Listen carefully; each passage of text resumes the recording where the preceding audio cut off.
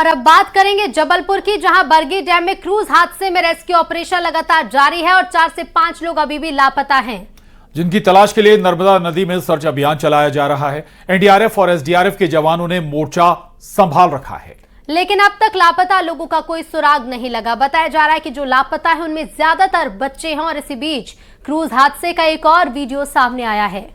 ये वीडियो हादसे से ठीक पहले का है, जिसमें देखा जा सकता है कि क्रूज में जब पानी भरने लगा तब जाकर क्रूज में सवार लोगों को अफरा तफरी में लाइफ जैकेट दी गई। और अब ऐसे में सवाल यह है कि आखिर यह हादसा कैसे हुआ और हादसे के लिए जिम्मेदार कौन है। तो समझिए आप कि हादसा आखिर हुआ कैसे और क्या कुछ इसमें अपडेट है, ये भी आपको बताते हैं। सबसे पहले बात इस बात की कि आखिर इस हादसे के पीछे का कारण क्या है। तो देखिए, क्षमता से ज्यादा लोग सवार थे और अचानक क्रूज का संतुलन बिगड़ गया और एक तरफ झुकने से क्रूज में पानी भरने लगा।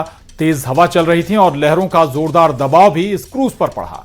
इंजन या स्टीयरिंग में अचानक गड़बड़ी आई। लाइफ जैकेट और सेफ्टी नियमों की अनदेखी भी की गई है।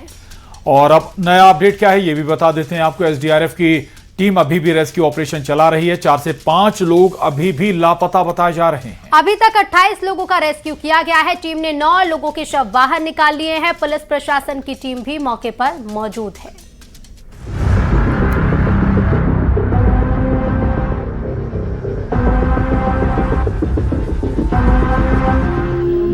कातिल लहरों का कहर कब मौत के सफर में तब्दील हो गया, ये किसी को पता ही नहीं चला। सिस्टम की लापरवाही ने 9 जिंदगियों को निकल लिया। तस्वीरें विचलित कर रही हैं, तस्वीरें सवाल खड़े कर रही हैं। सवाल सिस्टम से और सवाल जिम्मेदारों से, सवाल लापरवाहों से। सवाल ये कि आखिरकार 9 लोगों की मौत के लिए कितने जिम्मेदार और कौन कौन कसूरवार। इस बीच जबलपुर क्रूज हादसे का नया वीडियो आया। ये वीडियो हादसे से ठीक पहले का है। तस्वीरों में देखा जा सकता है कि क्रूज में पानी भर गया था। हैरत की बात यह कि क्रूज में जब पानी भरने लगा तब लोगों को लाइफ जैकेट दी गई। अब लापरवाही की ये 2 तस्वीरें देखिए। पहली तस्वीर में साफ तौर पर देखा जा सकता है कि क्रूज में सवार लोगों ने लाइफ जैकेट नहीं पहनी।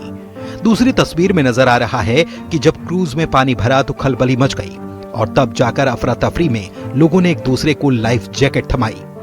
ये तस्वीरें तस्दीक करती हैं कि अगर पहले ही लाइफ जैकेट दे दी जाती तो फिर शायद इतने लोगों की जान नहीं जाती।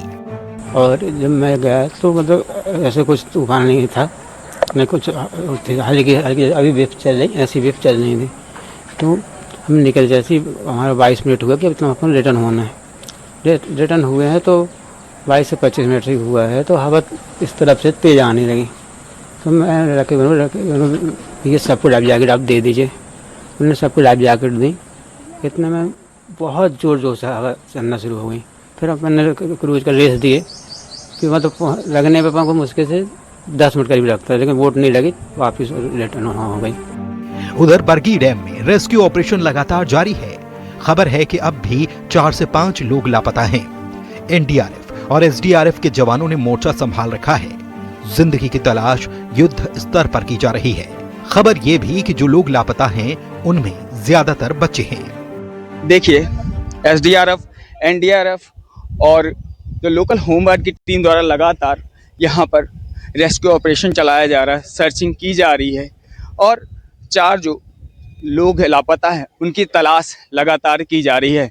और देखिए, हम पीछे ये क्रूज़ भी आपको दिखाना चाहेंगे। यही वो क्रूज़ थे जिसको जो रेस्क्यू टीम द्वारा उसको नदी से बाहर निकाला गया है और उसको जेसीबी के माध्यम से तोड़ा जा रहा है। इस बीच क्रूज हादसे पर सियासत तेज है। प्रदेश कांग्रेस अध्यक्ष जीतू पटवारी ने सरकार पर हमला बोला। कांग्रेस का कहना है कि लापरवाही से ही लोगों की जान गई। एनजीटी के आपत्ति के बाद जिस तरह की लापरवाही हुई और जिस तरीके से मंत्री का बयान आया, मंत्री को ये पता नहीं कि वहाँ पर एनजीटी के क्या निर्देश हैं। ये मंत्री जी अनभिज्ञ है इस बात से।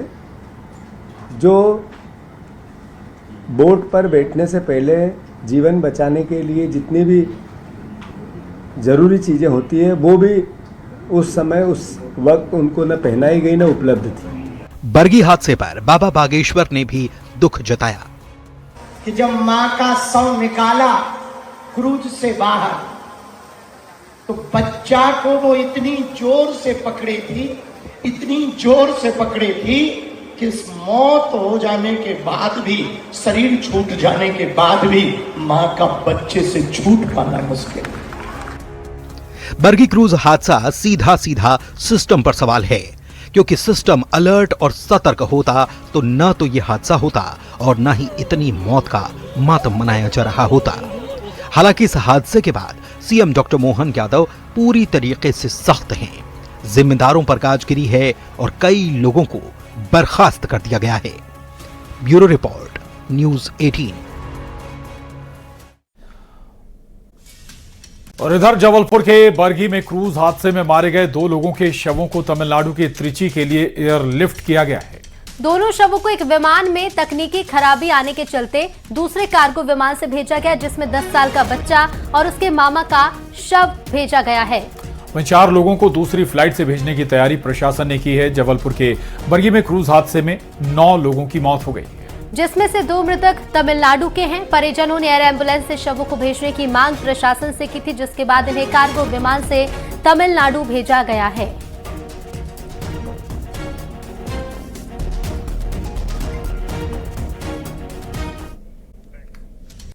और महाराष्ट्र के पुणे में दिल दहला देने वाली वारदात सामने आई, जिसने पूरे इलाके को झकझोर दिया है। यहाँ 4 साल की मासूम बच्ची के साथ दरिंदगी की सारी हदें पार कर दी गई। आरोप है कि 65 साल के शख्स ने पहले बच्ची के साथ रेप किया, फिर छिपाने के लिए उसे पत्थर से कुचलकर बेरहमी से मौत के घाट उतार दिया। इतना ही नहीं, वारदात को अंजाम देने के बाद आरोपी ने बच्ची के शव को एक गौशाला में छिपा दिया ताकि किसी को शक न हो। लेकिन पुलिस की जांच में खौफनाक सच सामने आ गया और आरोपी को गिरफ्तार कर लिया गया है। घटना के बाद से पूरे इलाके में आक्रोश फैला हुआ है। वहीं स्थानीय लोगों ने सड़कों पर उतरकर जोरदार विरोध प्रदर्शन किया। कई जगह जाम लग गया और बाजार पूरी तरह से बंद कर दिए गए। पुणे जिले के नसरापुर गांव से कल दोपहर को एक दिल दहलाने वाली घटना जो है वो सामने आई है। 3.5 साल के एक बच्ची को रेप करके 65 इयर्स के एक आरोपी ने उस पर रेप किया और उसका मर्डर जो किया है वो दिल दहलाने वाली बात सामने आई। जिस जगह पर ये पूरी घटना को उस आदमी ने अंजाम दिया था, उस आरोपी ने अंजाम दिया था, वहां पे अभी फॉरेंसिक टीम पुलिस जो पुणे ग्रामीण के पुलिस है वो यहाँ पे आ चुके हैं। नसरापुर पुलिस स्टेशन में उस आरोपी के खिलाफ एफआईआर दर्ज की गई है, उसको अरेस्ट भी किया गया है। कल दोपहर को ये इंसिडेंट। और अब देश भर में आपदा अलर्ट और मेगा मॉक ड्रिल की बात करेंगे। देश में आज करोड़ों मोबाइल सुबह करीब 11:42 पर अचानक बजने लगे। मोबाइल पर साउंड के साथ एक मैसेज फ्लैश होने लगा, जिसको सरकारी एजेंसी की तरफ से भेजा गया था। यह मैसेज एक टेस्टिंग का हिस्सा है, जिसकी मदद से भारत सरकार अपने नागरिकों को तुरंत आपदा अलर्ट का मैसेज भेजेगी। और इस मैसेज में साफ साफ लिखा था कि भारत ने स्वदेशी तकनीक का इस्तेमाल करते हुए एक सेल ब्रॉडकास्ट सेवा शुरू की है। लोगों से यह भी अपील की गई कि वो टेस्टिंग के दौरान घबराए नहीं और परेशान ना हो। इजरायल अपने नागरिकों को मिसाइल, ड्रोन या रॉकेट अलर्ट भेजने के लिए इसी टेक्नोलॉजी का इस्तेमाल करता है और इससे वो अपने नागरिकों को समय रहते बंकर में चले जाने के लिए अलर्ट भी करता है।